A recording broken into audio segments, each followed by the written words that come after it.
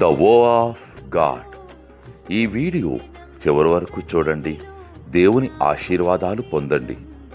దేవుని నామములో మీకు నా హృదయపూర్వక వందనములు. మిమ్మల్ని మీ కుటుంబమును దేవుడు బహుగా ఆశీర్వదించునుగాక. ఈరోజు మీ రాకపోకలి యందు మీరు చేసే ప్రతి పనిలోనూ దేవుడు మీకు తోడుగా ఉండునుగాక. మీరు ఊహించిన అద్భుతాలు, ఆశ్చర్యకార్యాలు ఈరోజు మీ దేవుడు నీ జీవితంలో చేయునుగాక. ఈరోజు నీ దేవుడు నీతో మాట్లాడే మాట. క్రీస్తు యేసు మృతులలో నుండి లేచినవాడును, మన కొరకు విజ్ఞాపనము కూడా చేయువాడును ఆయనే. రోమీలకు 8వ అధ్యాయము 34వ వచనం. Christ who has died, but rather has been also raised up, who also intercedes for us.